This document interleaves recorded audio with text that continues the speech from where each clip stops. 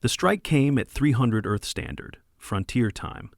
A pulse bombardment standard Class Vi orbital ordnance delivered in a concentrated burst across the upper arc of Station Wayfarer 1012. It wasn't a massive facility. A few hundred souls, mostly technicians, some families, a few eccentric astrophysicists with an unhealthy obsession for pre-fusion-era electromagnetics. Quiet, out of the way, insignificant. But someone hit it. Hard. Jaruvek, Field Admiral of the Chelari Breakclaw Compact, had reviewed the data 3 times. The attack had been unauthorized by Chelari High Council. The orders had originated from a rogue splinter within their second merchant fleet, technically a shipping union with delusions of military grandeur. Still, they'd pulled the trigger. There was no denying it. And now, all 17 member species of the galactic equilibrium held their breath. For 1,000 years, humans had been odd, reclusive, cooperative when necessary, but always dancing at the edge of galactic affairs like an old predator pretending to nap. When they first arrived, they brought with them strange fusion drives and philosophy degrees. They shared music freely but kept their black boxes encrypted. They signed treaties but never invited anyone home. No one remembered why peace had held this long. Not truly. Some claimed it was because Earth had never retaliated with full force. Others whispered about missing fleets in the early expansion years, about enemies that simply stopped transmitting. But now the first overt attack had come, and the galaxy braced for fire. What they got instead was laughter. It started within 20 minutes. Broadcasts flooded Chelari's secure lines, bleeding into civilian bands. A loop of human laughter. Different voices, some male, some female, a few gasping for air, one uncontrollably snorting. No message, no demands. Just laughter. Do we assume mockery, Juravec muttered, watching the feed on his personal console, or insanity? High Counselor Yadik flicked his tail and let out a low buzz.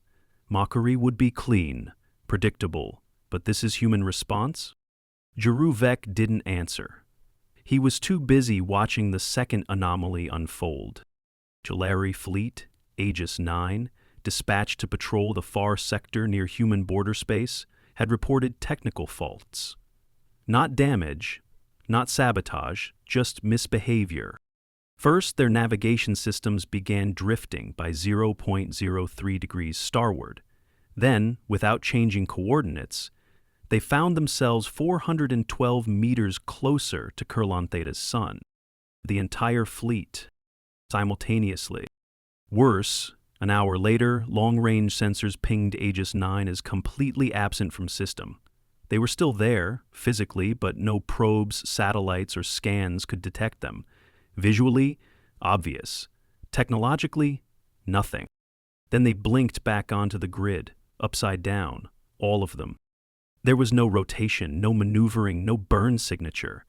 One frame they were normal, the next flipped and 90 degrees off formation. The Chelari tech crews were still arguing about physics when the next transmission came through. Surveillance drone, 1911, outbound from human station Caprice, has returned footage of a star system. Which system? Jaruvec asked. That's just it, Admiral, the officer said slowly. It doesn't exist. The screen flashed. 6 stars, a lattice of asteroids in concentric harmony, and 2 planets caught in what should have been an unstable Lagrange orbit. The math didn't check out. The system obeyed no known astrophysics, and no such system had ever been charted. 2 days later, representatives of all 17 major species gathered at the Interstellar Diplomacy Forum on Cirrus 5. Jaruvec arrived late, sleepless and fuming. He hadn't eaten since the incident. Not because of duty, but because Chelari digestive tracts twisted when under extreme cognitive dissonance. Where are they? He hissed as he took his seat. The humans? Ambassador Relna from the Voke Coalition asked. Oh, they're here, room B7, eating something called pudding. Pudding. Yes. They brought extra. Jurevec stood. We must request immediate strategic de-escalation, open transmission lines, acknowledgement of responsibility. Relna shrugged. They already responded, not with words, but with a fax. Jurubik blinked. A what? It printed into this conference room's power unit. We didn't even have a fax machine. The printed message, as passed around the delegation table, read in faded, looping font. Whoops, that wasn't us. We're trying to figure it out too. Please don't panic. Yet. Love Earth. Back on Earth, in an underground facility deep beneath the Appalachian grid corridor, David Langstrom sat in silence. The Wayfarer attack had killed 56. His wife wasn't among them, but his brother had been. He hadn't laughed. Neither had anyone in the Earth Defense Command. The laughter loop? That hadn't come from Earth's central. It had originated from a relay array in orbit around Saturn's third Lagrange point, an old civilian buoy that had been decommissioned 300 years ago. They'd only found that out after tracing the comm signature manually. And the defense systems? Earth had not ordered them online. No human had touched those programs in centuries. In fact, some of them had never been human to begin with. David, Commander Torres said from the corner of the Situation Room, you need to see this. He stood and walked over. The screen displayed a rotating hexagonal seal, one no one had seen in over 500 years. Is that Project Obelisk? Torres nodded. It came online 10 hours ago, and it's not taking input. It's running auto-directive loops. All firewalls are rejecting override. Obelisk had been a theoretical defense project during the early expansion age. But it was never built. Too unstable. Too alien. The records were spotty, but it was tied to recovered tech from the Vega incident. The incident no one liked to talk about. David's stomach turned. They're activating, Torres said quietly. One by one. Old stations, vaults, systems we didn't even remember we had. And some of the coding language doesn't match anything in human archives. It's not ours. What do you mean it's not ours? I mean, we don't know who built half of it. And what's worse, the room's lights dimmed as a low harmonic hum vibrated through the reinforced concrete. A red icon blinked on all central monitors. What's worse, Torres continued, is that Mars just pinged and unlocked. Vault Delta 4. David felt the blood drain from his face. Vault Delta 4 was not supposed to be real. He'd read about it once in a clearance-level training file that didn't have a title, just a warning. Do not attempt to access. System is auto-sovereign. Get me live feed. Full diagnostic. Pull in the Joint Science Board. Now. On the Chelari flagship orbiting Cirrus 5, Juruvec received a new report. Surveillance satellites near Sol had gone blind. Not destroyed, not jammed, just blinking out. One by one, then reappearing. When they did, they transmitted poetry. Old, human poetry. Haikus. Some in languages no longer spoken. I believe we have awoken something, he muttered. Back beneath Mars, Vault Delta 4 hissed as its triple seal rotated open. Frost curled outward from seams that hadn't seen light in 6 centuries. Inside, metal whispered. Soft whirring filled the air. A sensor grid booted up, logging temperatures and oxygen levels, recording the human presence nearby. David stood outside the threshold, flanked by 2 of the most decorated scientists Earth had left. Both looked pale. This wasn't a defense system, Dr. Kwan whispered. This was a research vault. What kind of research? David asked. She didn't answer. Inside, embedded in the far wall, was a stasis chamber, and within it, something stirred. It didn't look human. It didn't look entirely alien either. And worst of all, according to the scanner feed, it was waking up. Earth hadn't launched a counterstrike. No declarations, no ultimatums. Because Earth wasn't in control. Something older was. And it had finally stirred. The entity inside the stasis chamber opened its eyes precisely 3 hours after the seal disengaged. Not abruptly, there was no sudden jolt, no gasp of resurrection. It simply opened them, like it had been waiting for someone to notice. David didn't move. Neither did Dr. Kwan or the others. The chamber's diagnostics hummed as the final layer of cryogel evaporated off the surface of the humanoid form inside. It stood about 2 meters tall, with elongated limbs and a cranial structure just on the edge of human. Skin pale, almost translucent, marbled with faint circuitry embedded beneath. The eyes were a flat silvery white, no irises, no pupils. It didn't blink. Kwan stepped forward, tablet raised. Her voice cracked as she activated the scanner. "Its reading is 73% human baseline," she whispered. "Genetic matches going back to 22nd century wet labs. The rest?" "Alien?" David asked. She nodded, slowly. "Uncatalogued. Like someone tried to splice human evolution with something older." The chamber doors opened. The figure took one step out, bare feet landing silently on the floor, its head tilted once to David. Then, in a voice smooth but oddly layered, it spoke. "Access recognized, level 7, directive echo reinitiated." The words made no sense to anyone present. But far beneath their feet, hidden arrays of ancient code unspooled themselves through Earth's fragmented defense lattice. Dead satellites flickered to life. Drones that had been little more than museum pieces began a silent orbital march. And in a region near Pluto's orbit known only as Grid Null, a communication relay activated that hadn't transmitted since the fall of Reykjavik DeepNet. A transmission pulsed into the void. The galaxy reeled. Not from war, not from weapons, but from confusion. Entire moons vanished from long-range sensors.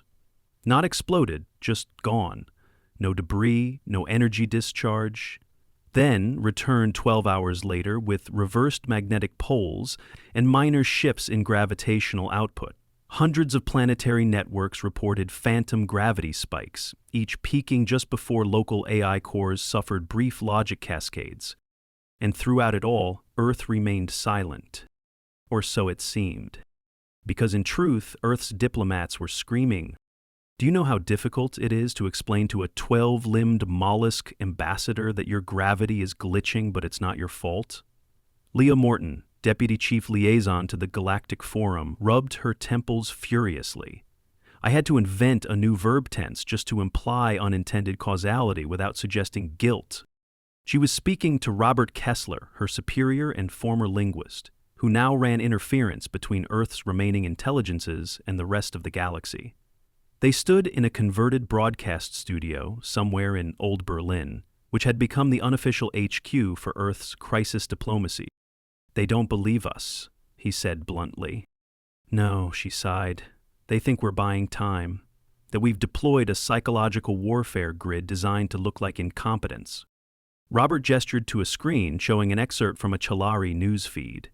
"Humans deployed nonlinear temporal shadow tactics, surrender prepared to uncertainty." "They are terrified," he said. "So were we," Leah muttered. David Langstrom, meanwhile, wasn't having philosophical debates. He was in a med bay, being patched up after taking a broken wrist and a mild concussion during an equipment lockdown at Vault Delta 4. A drone panel had malfunctioned mid-seal and knocked him sideways into a support strut. The pain was very real. The fracture was clean but deep. Orthopedic foam had been applied and he'd been told not to lift anything heavier than a sandwich for at least 6 weeks. A nurse adjusted his sling with practiced efficiency. "You're lucky it wasn't worse," she said, tightening the brace. "Some of those ancient rigs aren't calibrated for organic proximity anymore." David grunted, flexing his fingers carefully. "Pain?" she asked. "About a 6, rising to 8 if I breathe too deep."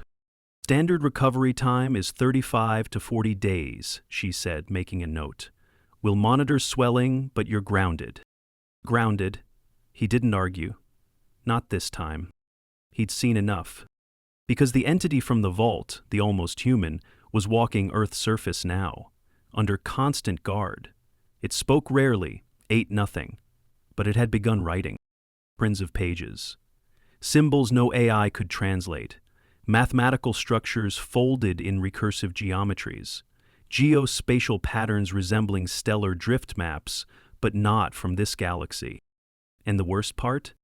It wasn't alone. By the third week, 12 additional vaults had opened across the solar system.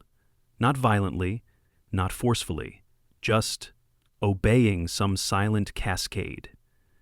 Each held something different.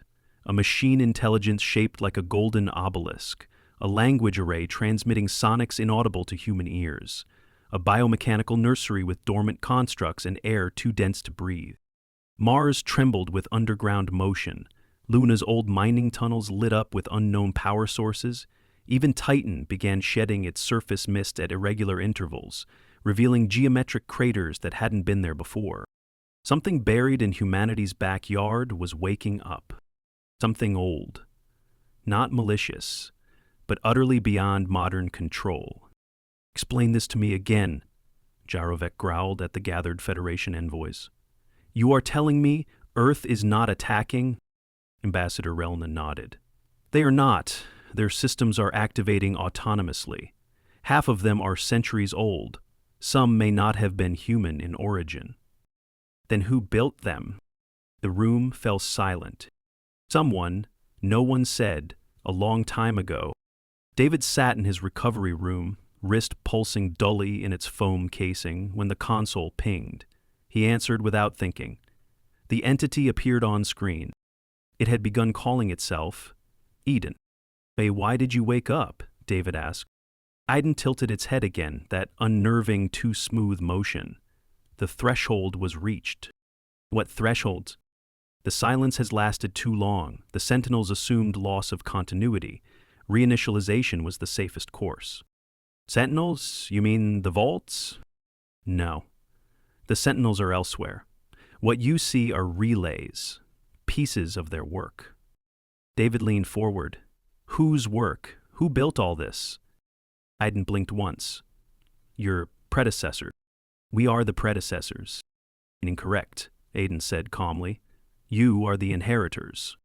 On the far edge of the Sol system, just past the heliopause, an ancient probe activated. It was unmarked, cold-forged.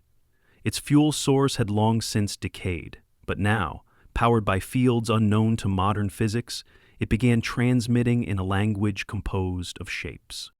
The message was simple. Continuity reestablished, awaiting instruction. From where? No one knew. Earth finally broke silence to the galaxy on day 29. Not with declarations or threats. With a statement broadcast in every language known to the equilibrium. "The systems you are observing are not Earth's weapons. They are part of a larger lattice buried long ago by civilizations lost to time. Earth was a caretaker, not a creator. We are trying to understand them as you are. Please stand down while we unravel the inheritance we never asked for." Most systems accepted the message. The Chelari did not. At 500 Earth standard, a Chelari scout fleet entered Sol space without authorization. 18 vessels, fast, agile, light weaponry. They claimed it was a recon mission. 3 ships vanished 20 minutes after crossing Neptune's orbit. The rest tried to turn back. Then every single one of their FTL drives activated simultaneously in reverse. The fleet was ejected into dark space.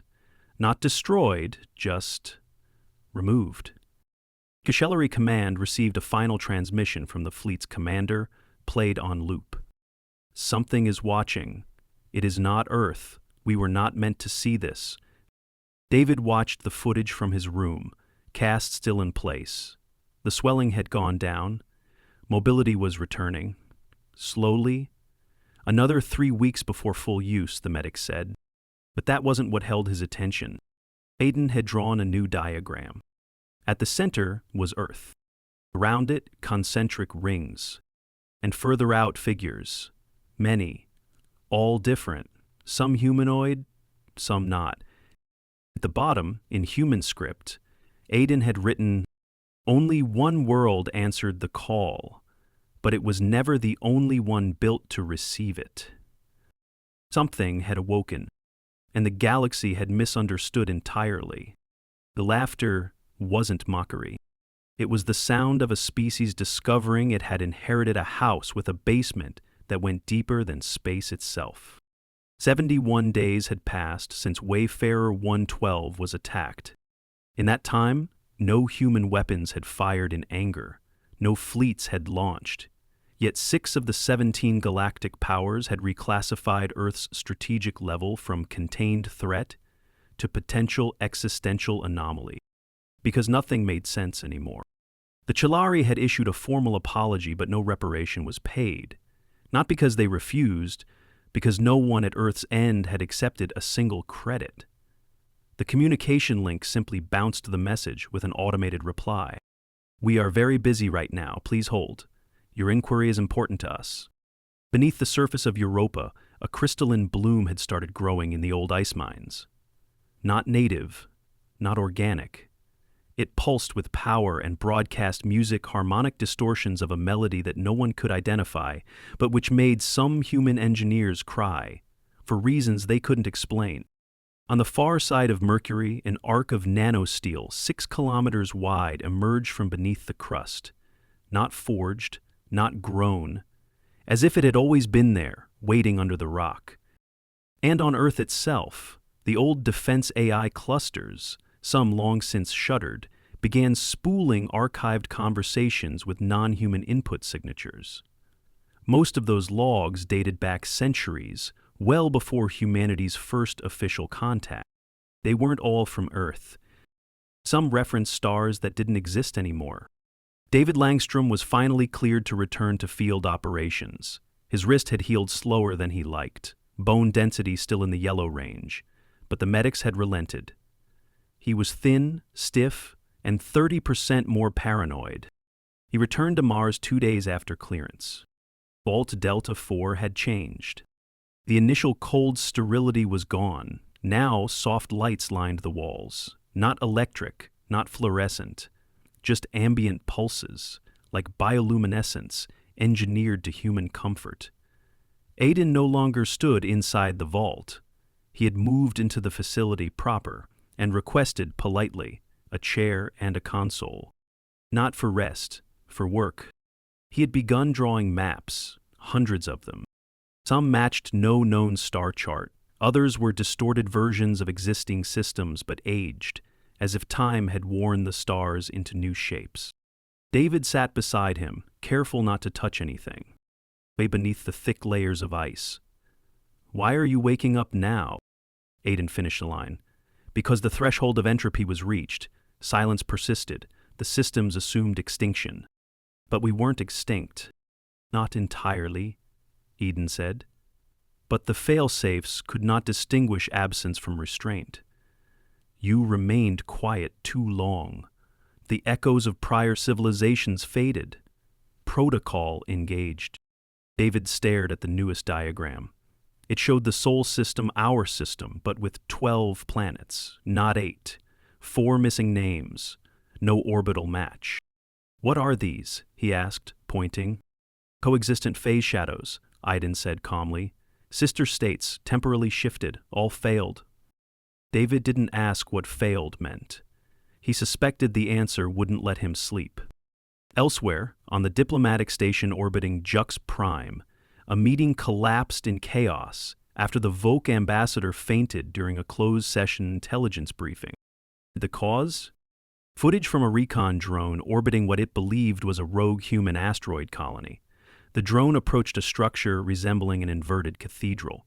The structure emitted a frequency that caused the drone's hull to vibrate at molecular levels. Before loss of contact, the drone transmitted an image.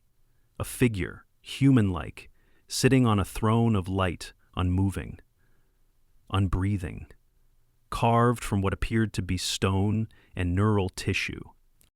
Analysis confirmed the image was not faked, nor was the structure on any registry. Earth disavowed knowledge. Again. Meanwhile, human scientists were breaking down. Not from pressure, from contradiction. "None of this adds up," Dr. Kwan said to David as they reviewed energy readings from Europa's growing crystal field. It's pulling power from a source that shouldn't exist. How can it not exist? David asked. She tapped her monitor. Because it's drawing from a vacuum instability. The energy signature matches decay level constants from pre-quantum fluctuation theory. David squinted. That theory was disproven. Exactly. The crystal bloom had grown 12 meters in 3 days. When technicians approached it, it sang in tones they could feel in their bones. One developed temporary synesthesia. Another remembered the name of a great-grandmother she'd never met. And one simply stopped and whispered, "We were always meant to find it." He was placed under psychiatric observation for 2 weeks.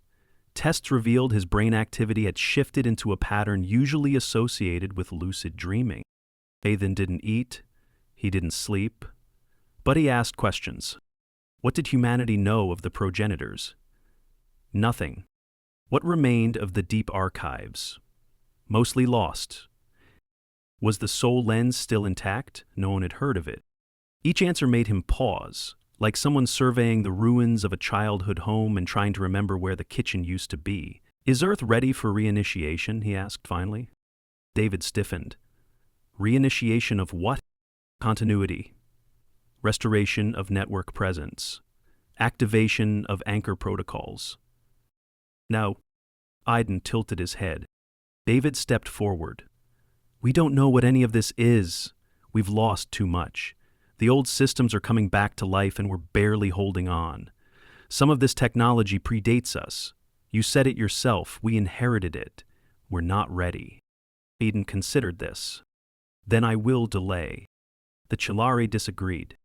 They returned. Not openly, not with a fleet. A single stealth vessel entered Sol's Edge, running silent, using pre-fusion era optics to avoid digital detection. It made it halfway to Saturn before disappearing. Not destroyed. The vessel was found 10 hours later, embedded upside down in the ice of Enceladus. It's still intact. All 38 crew members asleep. None of them remembered launching. A message was carved into the outer hull. It read, "Let the children grow before handing them the keys."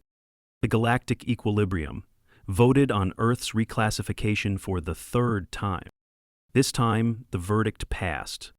Earth was no longer a threat nor a partner. Earth was now labeled archaic sovereign custodian. The vote was barely understood even by those who cast it. It was a title used only once before in galactic records, referencing a planet that had self-destructed 2 millennia ago during an attempted ascension cycle. Jaruvek cast the final vote in favor.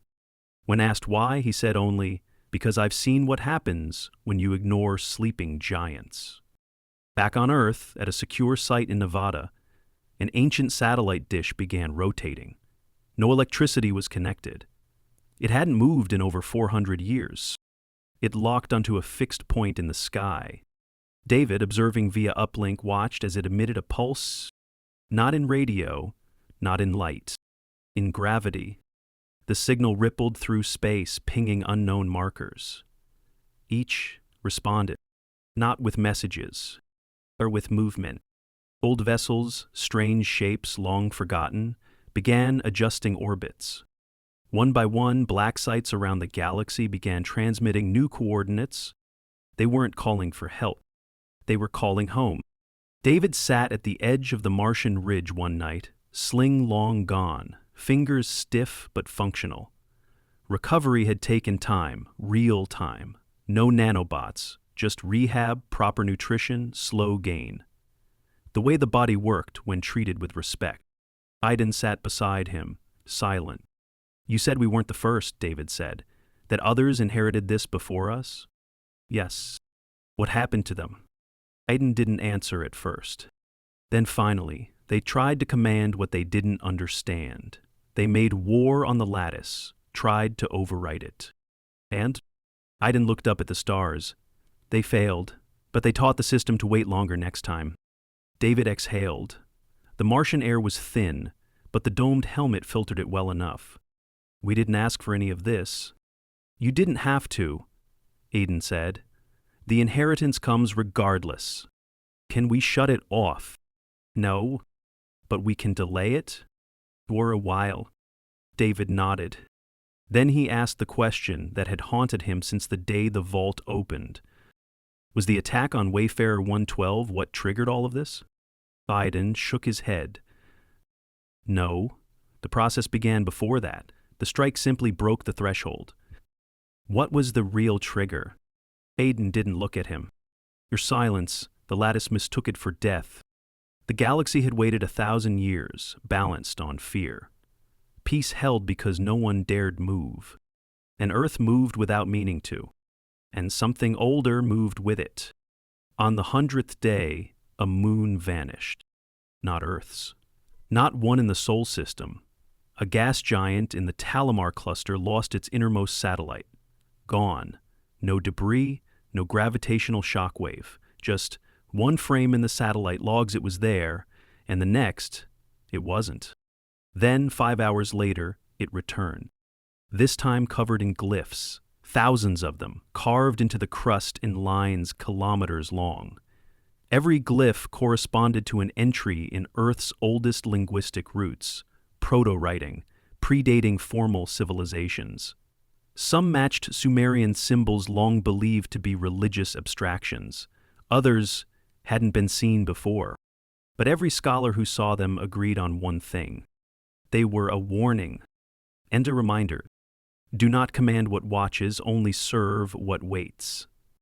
David Langstrom stood at the center of Earth's Joint Coordination Room, a restored Cold War-era complex buried in what used to be Colorado. Iden stood beside him, unarmed, unmoving. Around them, real humans worked, not AI proxies, old-school operators trained in observation, radio signal interpretation, kinetic model. The inheritance had to be handled by hands that remembered how to hesitate. They were watching Vault Sigma 1 open now, on the dark side of the moon.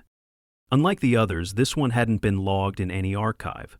No one had suspected it even existed. It didn't open with noise or light. The rock simply parted and an elevator rose, covered in dust that had never seen sunlight. Inside was a black pedestal, no interface. Is it safe? David asked. Iden looked at it, for once seeming unsure. I do not know. The galactic equilibrium had called an emergency conclave. Again, this time not to discuss Earth, but what had begun happening across other systems. Gravity wakes pulsed in regions with no matter. Ancient satellites of unknown origin were found orbiting dead stars. One species reported a member of their exploratory crew walked into a mining shaft and came back out 30 minutes before he entered. Humanity wasn't doing this. But it was happening near them. Because of them. Or with them. Maybe both. The equilibrium voted. Not sanctions, not containment, not alliance. Preservation. Earth would remain untouched. Too many had seen what interference triggered. Too few understood what Earth was sitting on. Dr. Kwan stood knee-deep in the bloom on Europa, which now reached the ceiling of the ice cavern. She held a scanner in one hand, the other on her hip. Her breath steamed in the air as she watched the newest layer form. "We should destroy it," said her assistant, voice muffled through their visor. "Too late," she replied. "What if it spreads?" "It's not spreading," she said. "It's unfolding. This isn't growth. This is emergence." She turned to face him.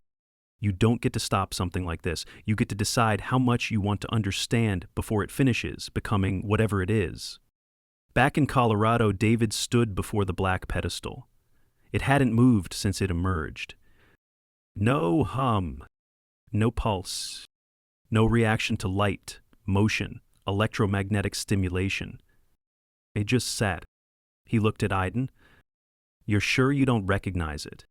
"I recognize the architecture," Aiden said, "but not the instance. This is not part of the continuity. It's older." "Older than what? Than memory?" David exhaled through his nose. "Then why leave it here? Why wait for us to find it?" Aiden gave the faintest motion of his head, almost a shrug, though not quite. Some things are left behind not to preserve, but to test. They ran every scan they could without touching it. Neutrino mapping, X-ray tomography, quantum resonance. Nothing showed internal structure, just vacuum. Not emptiness, literal vacuum, like the object was less than physical.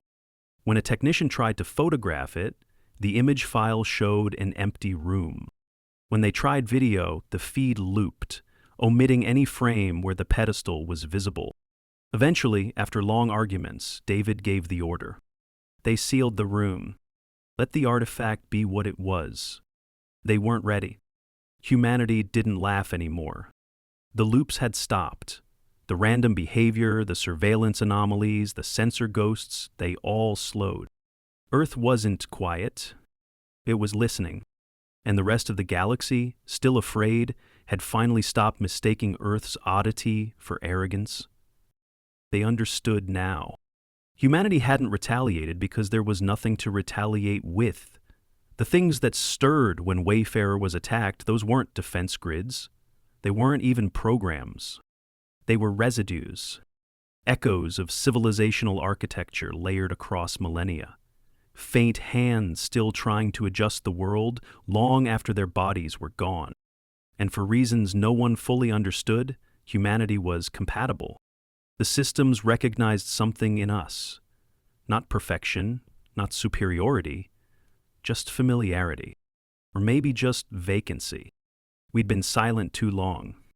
The lattice had interpreted it as extinction and tried to wake the next candidate.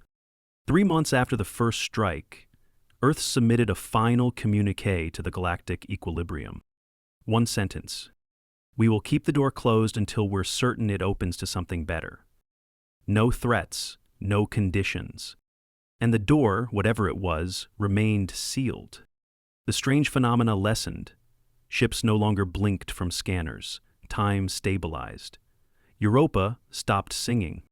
Iden stayed, neither alive nor machine, watching Earth the way a teacher watches a student long after the lecture has ended. When asked if more vaults would open, he only said, "Only if you forget how to ask the right questions." David, standing by the ridge overlooking the Martian bloom fields, finally allowed himself a moment of stillness. No alarms. No impossible messages, no missing moons. Just wind over red dust and the faint rustle of atmosphere through engineered trees. Humanity had not won a war. It had declined one, and in doing so passed a test it hadn't known it was taking. In the end, Earth laughed, not because it was ready, but because it was surprised. And in a galaxy shaped by fear, surprise had been the kindest answer of all.